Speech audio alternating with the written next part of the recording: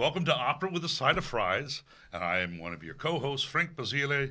And I'm Carl Tanner. And I'm Oren Gratis. And this is our fourth show, which is to be about stories from the stage. The antics and fun things that have happened from the stage in our perspective. We're going to say they're fun. I don't know if they're all fun things that happen. A couple of stories that might not be, personally that fun. But some of them are funny. Funny, yes. And embarrassing. Yeah, Yes, exactly. that's right. You want to go first? Sure, because mine is quite embarrassing. I love your story. A number of years ago, I was singing Rodelinda at the Met. Really wonderful production. Opposite Renee Fleming, Who? Yeah, exactly.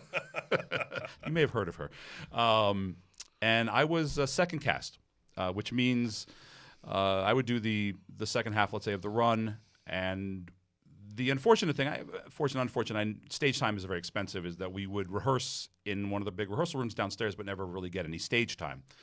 So I remember watching from the house and the first cast, and there was one moment at the very end where my character, who was the evil character, had to mount an enormous horse. One of the biggest horses, I might have like been a Clydesdale or something. The thing was the biggest horse. It's the Met, so they had to choose the. Never forget, the horse's name was Bach. I mean, the horse Bach. I used to own a draft horse. So I know what that is. So, just the biggest horse I've ever seen. The character had to mount the horse, stand tall, and ride off. Cursing cursing at the tenor as he rides off. Says some nasty lines in Italian as he rides off to the tenor. So the first guy who was doing it he looked great. I mean, he'd get up on that horse and just macho movie star, good looks, and he would and he just stood tall and rode off and just a total badass. First cast, total badass. So they were getting me ready to do my shows, and I'm practicing it downstairs, and mimicking getting on a horse. So because you can't have a horse. You can't have a horse, right? So they take me. They say, they gave you a stick with a horse. Right, pretty much. I'm not kidding. It was like a broom handle.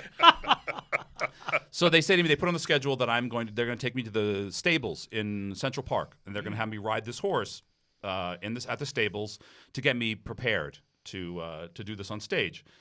I love all animals. Let me just preface saying that I love all animals. Horses and I don't always get along. Same here. Yeah, I mean Really? I don't think they like me that much. I don't know if they get a vibe from me. I'm a little. They smell fear. A little apprehensive, and so smell weight. Exactly. So we get there, and Who rides who?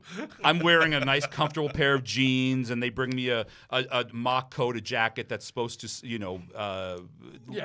resemble the jacket I'm going to be wearing on stage.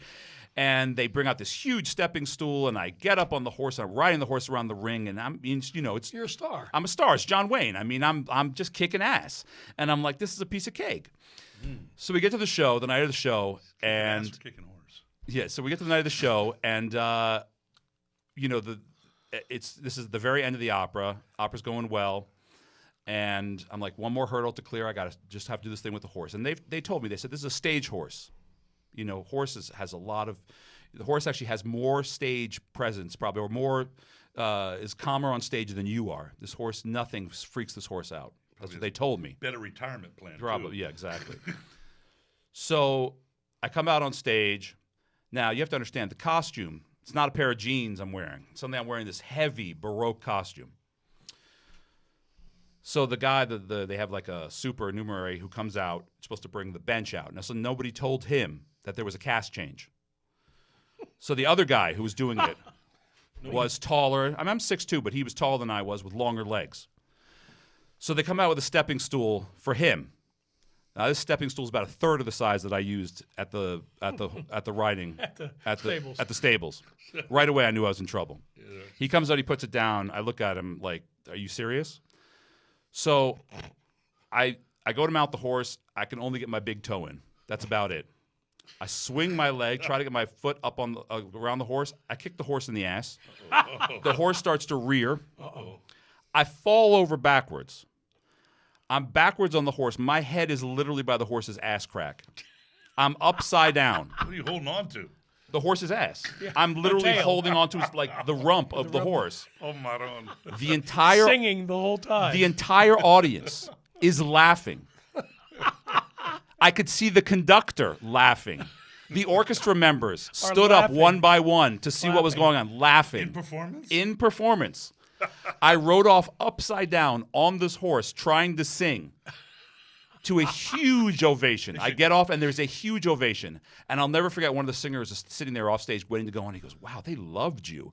And I said, he goes, that was, and I said, well, and I told him what happened. He goes, oh my God, that's embarrassing.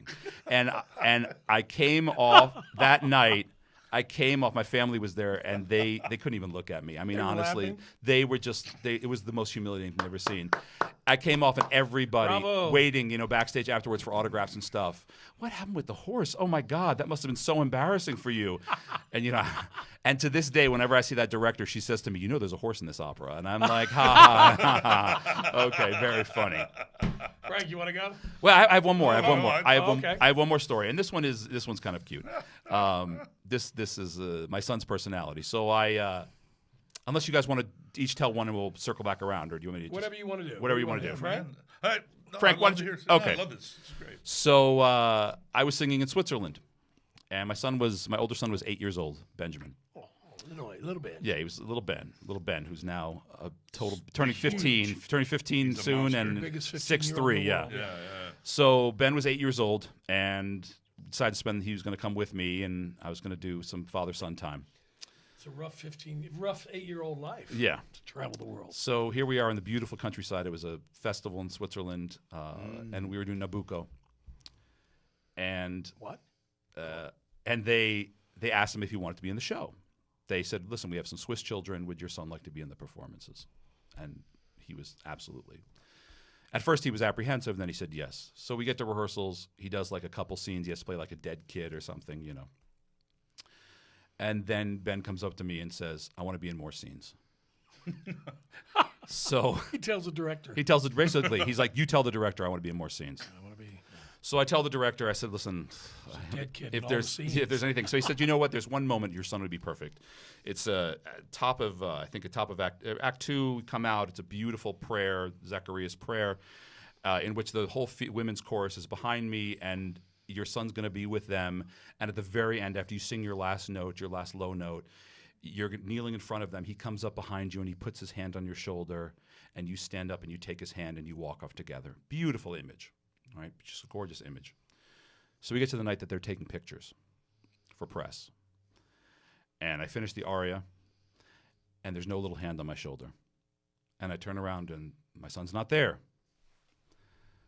So I come backstage. I'm looking for him, can't find him anywhere. It's Switzerland, so I'm not too worried. Find him in the cantina playing video games with all the Swiss kids. Of course. So I tell him, I'm pissed. And I said, listen, you missed the scene. I said, first of all, you can't ever miss it. Second of all, we're doing photos this night. We're doing pictures this night. He says, Dad, it was one scene. So he tells me it's one scene. I said, listen, this is not some second grade production, at school. I said, this is Dad's job. Yeah. So I said to him, from now on, I said, you are to wait in my dressing room until I come get you for that scene. I'm going to do the first scene of the scene, and then I'm going to come get you, and you're going to wait there, and you are not to leave the dressing room. So he begrudgingly says, fine, Dad, okay, whatever. So the next time it was opening night, I'll never forget, I finished the scene. I'm going to go get him for that scene. So I go to my dressing room. I go to open the door's locked. I knock on the door. Who is it? I said, Ben, it's your father. Oh, I'm sorry. He opens the door.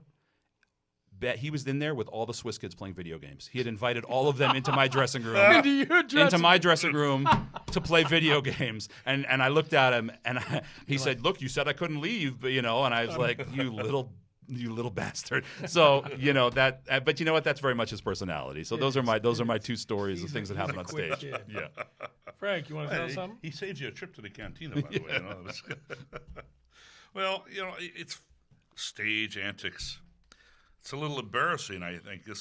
I was doing a Bohème, my first Bohème in New Jersey Opera, and it was a kind of a budget, low-cut budget. Some of these situations where you have the set And Mom and pop opera, yeah, bait you and know, tackle I swear shop. to God, they're holding them up by fishnet and sandbags and tape. Well, everybody who knows Bohème, it's one of the greatest operas ever written. Seen it a million times, I'm sure, that love opera. And it was Colline's big moment, his only aria. And Mimi's lying there ready to die, and Colline is about to go out and sell his love of his life, his coat, his best friend, for money to save her life or to at least make it more comfortable.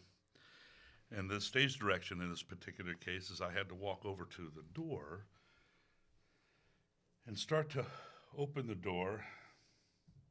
And then I stop and I look at my coat and I leave the door open and I sing this aria.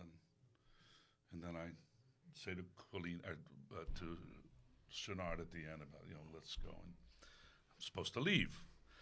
Well, I go to open the door and I grab it, and somebody must have kicked the sandbag on the other side of this wall, because the minute I holding the wall opened up. the door, the whole damn wall started to come down. And I opened the door, and it started to fade, so I quickly put my hand up to stop the wall from coming down. And I sort of looked down at my coat, and I leaned back to the wall to give it a little bit of Oh my a little bit of God. counterweight. Oh my And gosh. You're holding the door. I'm holding the wall, the door, nonchalantly as I'm sort of So how do you thinking. leave?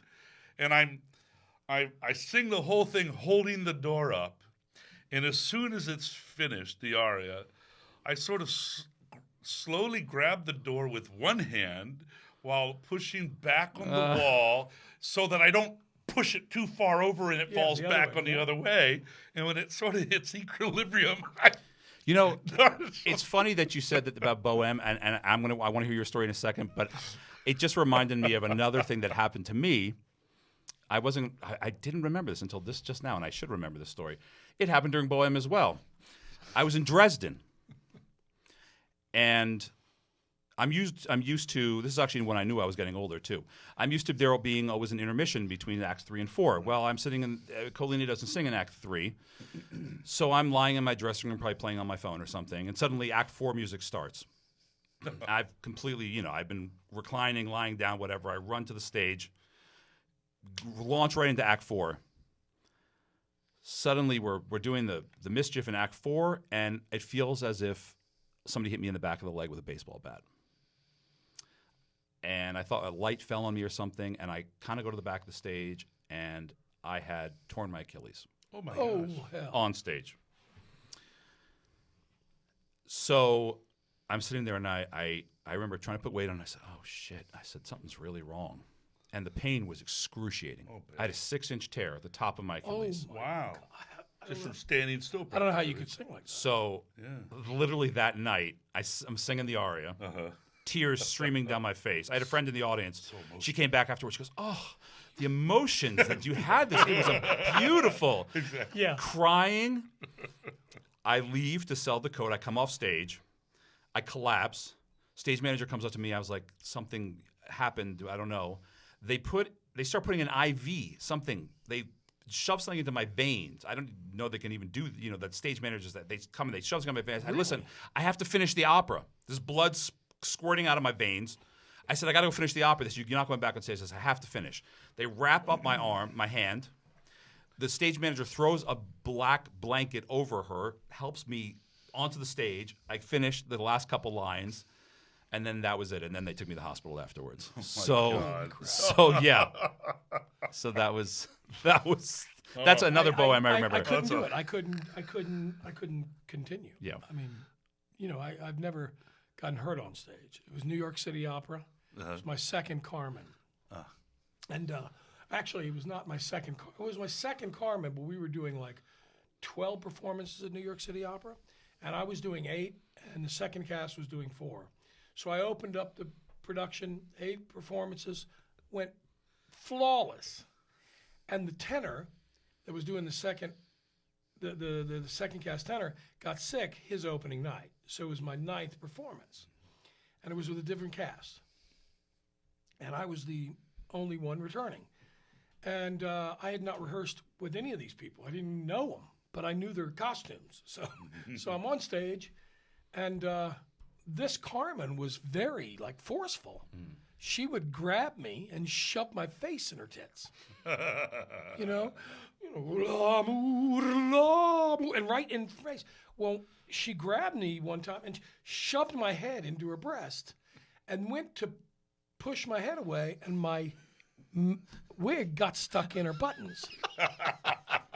And I could tell, so I'm kind of holding her arms. And your head is still stuck in between her Stuck breasts. in her face. And the audience is kind of giggling, and I'm trying to tell her that my wig is going to come off if she pushes my head away. And she's singing, and I said, "Don't move, don't move. My wig's stuck in your freaking buttons." And she's like, "L'amour, l'amour, l'amour, l'amour est fond de l'oreille." I said, "Let go of my head." And she lets go of my head, and I'm trying to get my wig out of her buttons, and I can't. Oh, Maron. So I'm pulling, and her buttons are not giving, and my hair's not giving. And all of a sudden, I yank, and my wig comes completely off. Is it hanging by her breast? And my wig looked like she had a chest hair, but I had a wig cap on. So here I am looking bald on stage. Oh The my! audience is laughing their ass I off. wonder she doesn't fall. She stays And out she's of trying to pull, and she yanks my wig off of her chest, pulling her buttons completely, her blouse and everything open, and her right breast comes flying out. And it brought back memories of Super Bowl. Super Bowl gate Yeah, of course. and Janice Jackson tit. So she's looking at me, I'm looking at her, and the audience is laughing. So that's one experience. But Wait, you're telling a wig story again. I don't mean to, but that That's all right. these are things that just are I Yeah, remember. yeah, So again, doing Bohème. I don't know why it always happens during Bohème. cut our teeth on that. So I remember we're doing Bohème at the Met,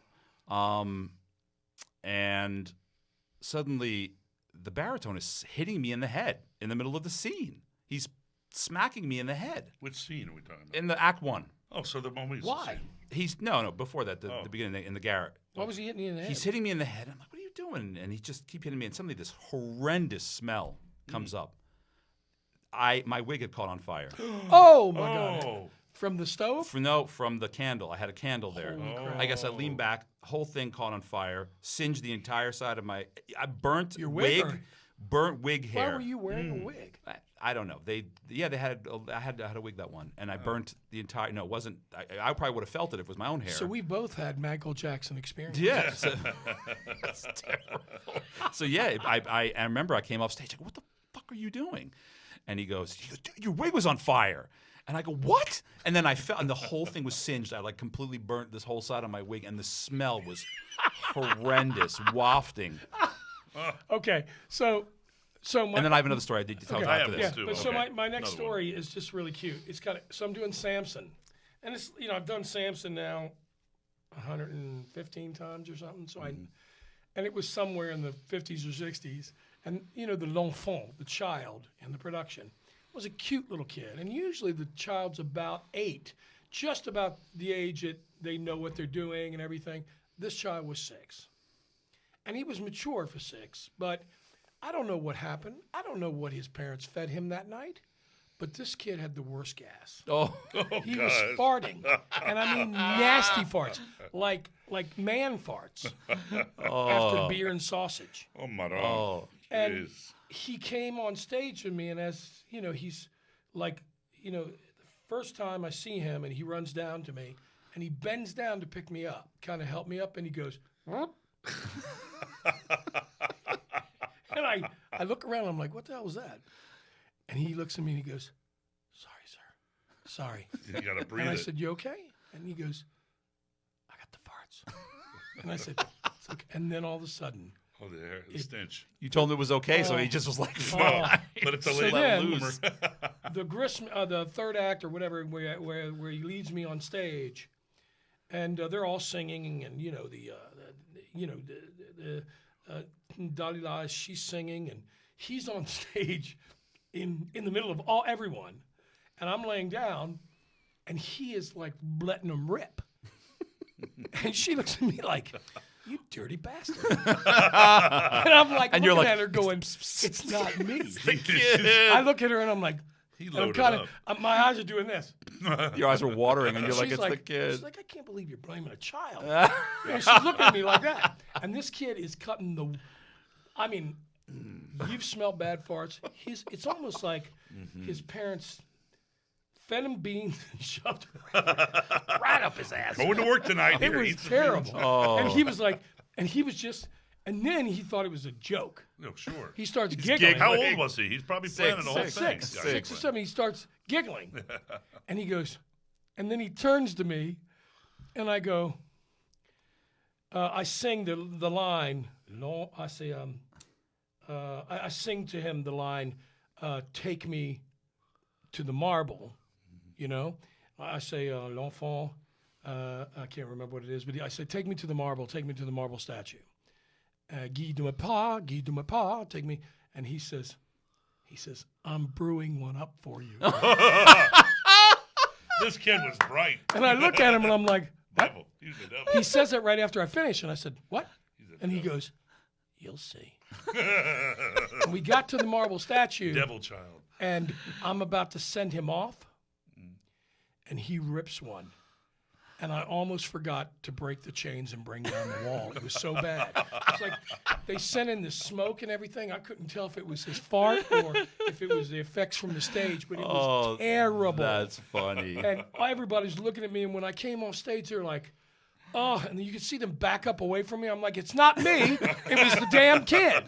It was the kid. The kid was farting. It was nasty. God. Fred, you got another one? Oh, yeah. I was doing I think this is like my fourth production of Bohème. Barber Seville. Okay. I was doing Don Bartolo.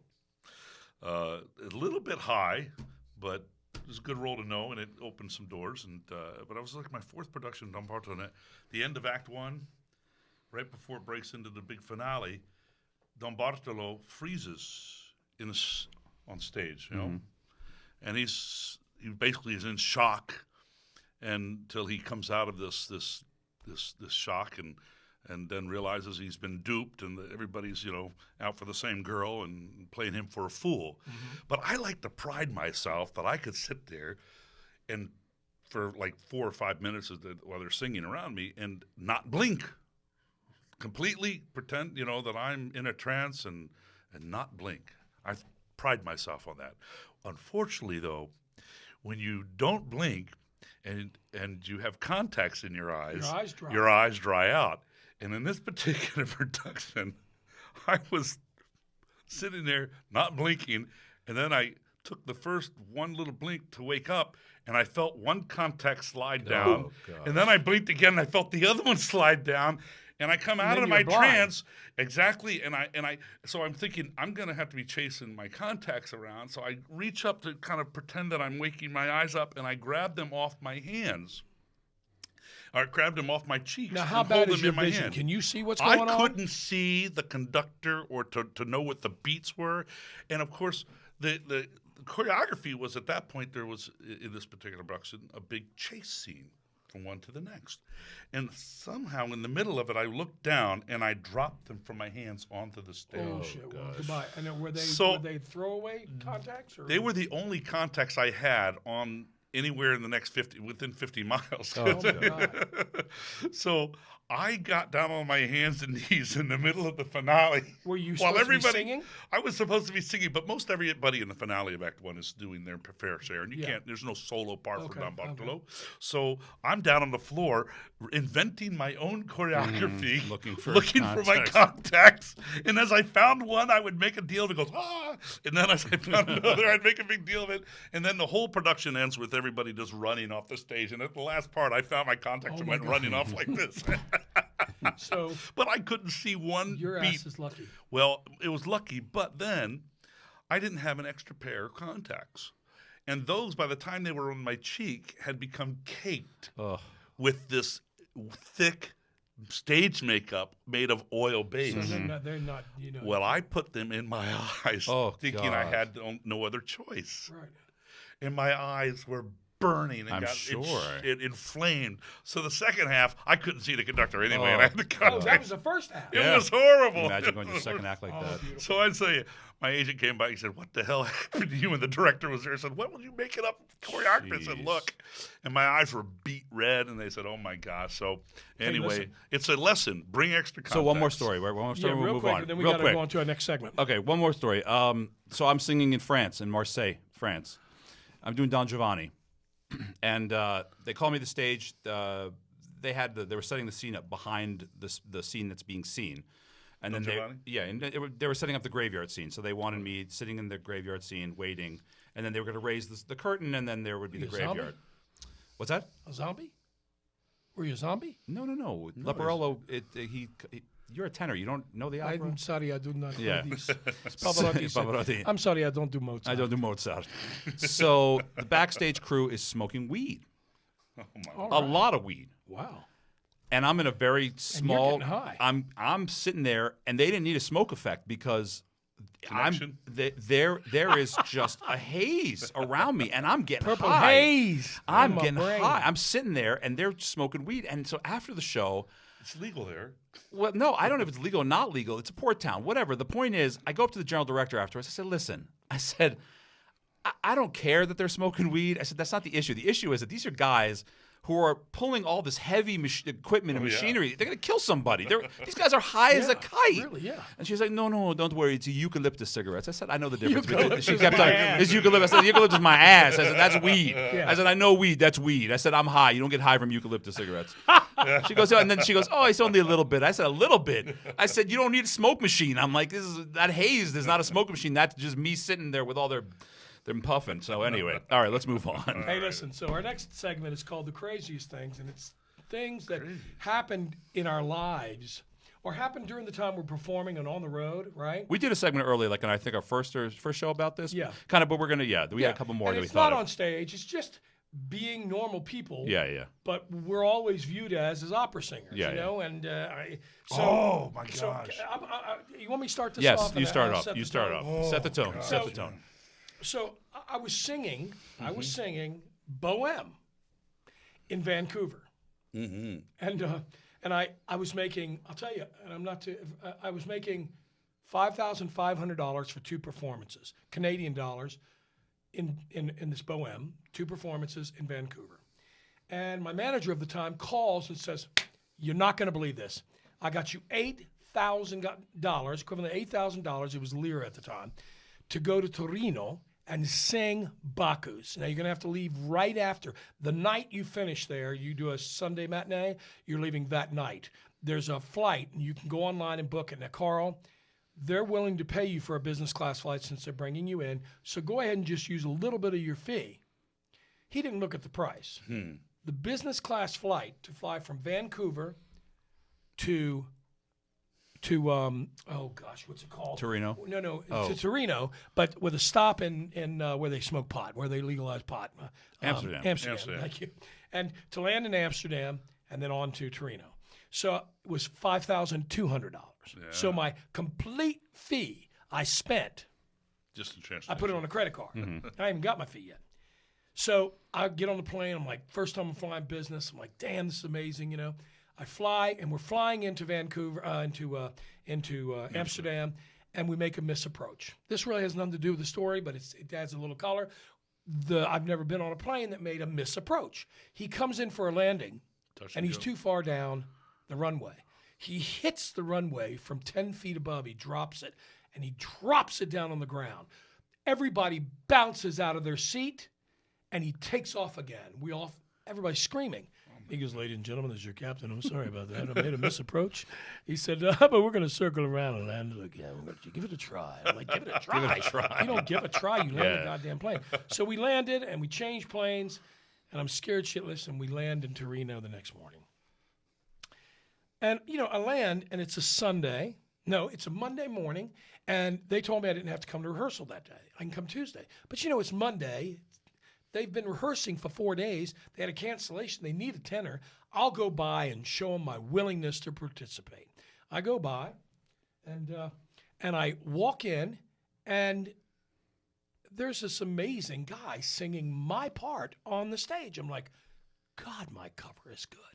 He's amazing. He's like, terza, terza. I'm like, wow, he's amazing. And he's tall and good looking. I'm like, wow, where'd they get a cover this quick? And I'm watching him. And this person goes, scusate. And he says to me in Italian, can I help you? May I help you? And I went, and it's my first time in Italy. And I said, and I didn't speak Italian. I said, yes, hello. I said, I'm Carl Tanner. And he goes, che? And I said, I think you said, who am I? I'm Carl Tanner. And he goes, you Carlo? I said, yes, I am Bacchus. And he goes, no, he's Bacchus. Who are you? And I said, I'm Bacchus. And he goes, aspetta. And he tells me to wait. And then they have a break. And Jeffrey Tate's conducting. So he goes down to Jeffrey Tate, and Jeffrey Tate goes, he kind of gestures, like, who's this guy? So they come up to me and they go, you're the tenor from Vancouver. And I said, well, I'm technically from America, yes, but I flew in from Vancouver.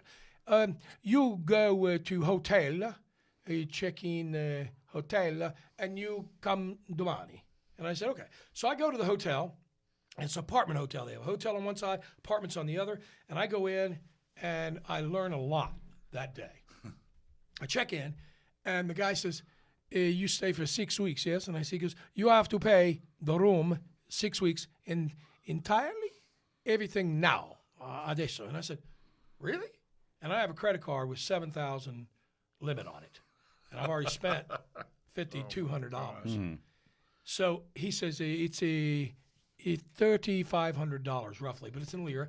And I said, well, so I give him one credit card, and then we have a debit card with like $900, and I give him that. And they suck it dry. Both credit card, debit card, gone. They got my money. Yeah. He gives me the keys, and I step into the apartment, and it looks like something out of the fucking 60s. I'm not kidding you. It's white shag carpet, white pleather interior. I mean, the leather, nice. And low, uncomfortable modern shit from the 60s. Yeah. You know, it's something right out of, yeah, baby. It's you know, Italian. that kind of thing. It's Italian. And I'm like, okay, this is not good. But, you know, I have to be comfortable.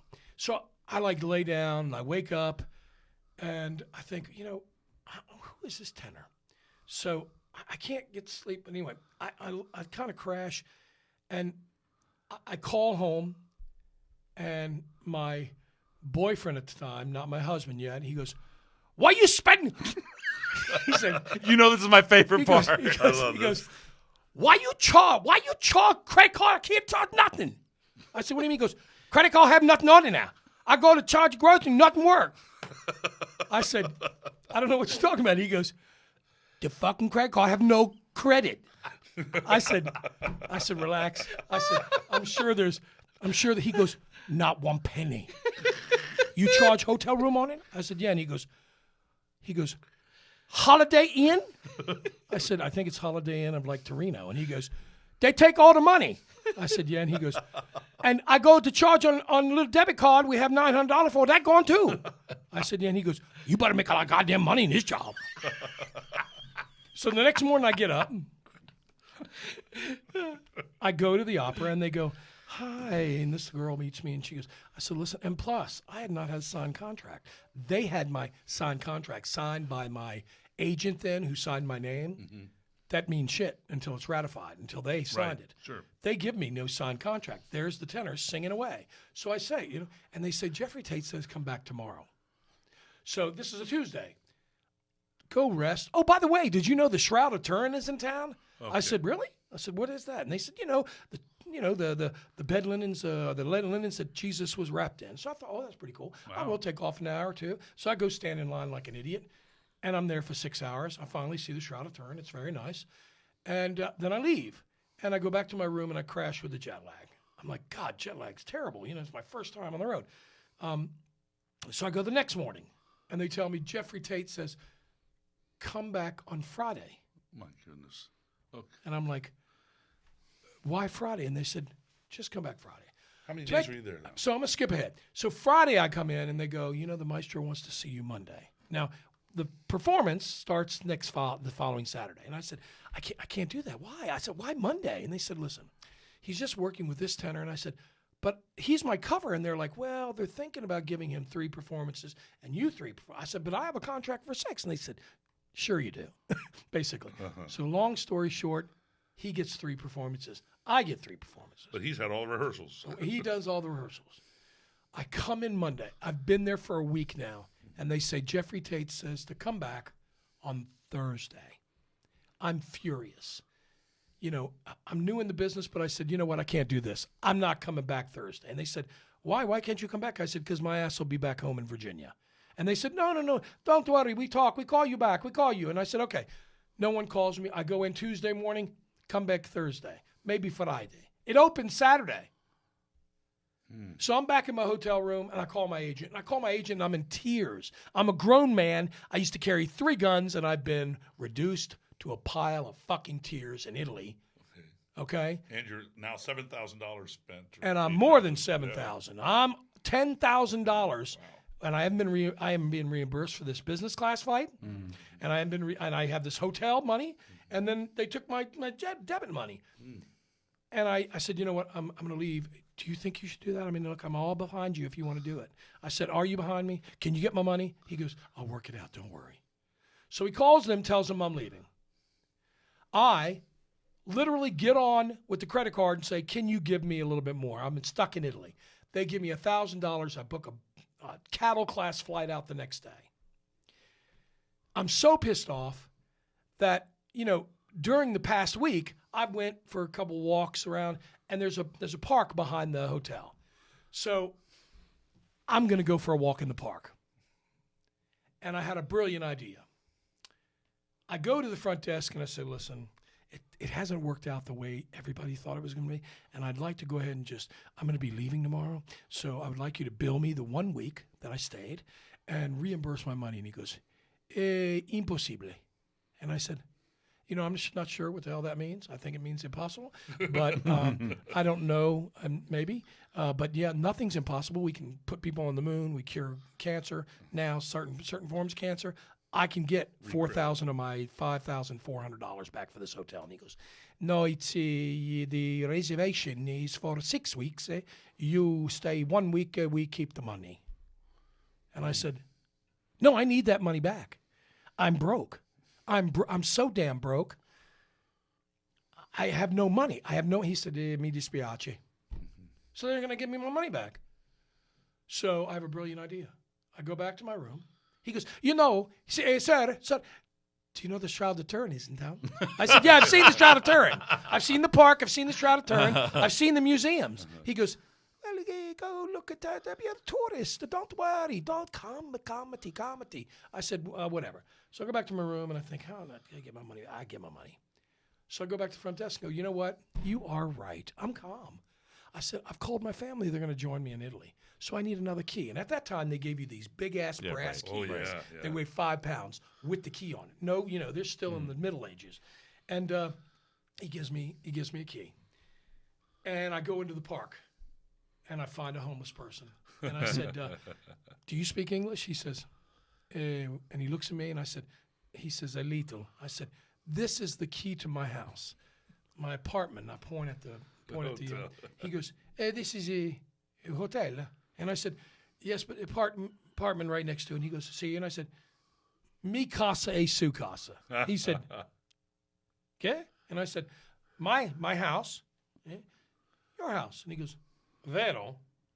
And I said, yes, whatever the hell that means. You come tomorrow. And he goes, domani. I said, see, you come to my house tomorrow. You use the key. You stay for dos semana. And he went, semana, due. 2 settimane, sì. 2 settimane, whatever he says. 2 and weeks, I said, sì, yes. And he goes, vero. And I said, sì. So I leave. The next morning, I'm out. I'm gone. I land. Stephen picks me up at the airport. He goes, your manager's called, and a hotel is called from Italy. And the opera company's called from Italy. And I said, wait a minute. He goes, you go listen to the machine. You go listen to the machine. You're going to have mafia after you. I said, what happened? He goes, go listen. So I go and I hear my manager go, Carl, give me a call back. There's a hotel that's calling saying that they're missing a microwave oven and they're missing a chair and the bed linens are gone.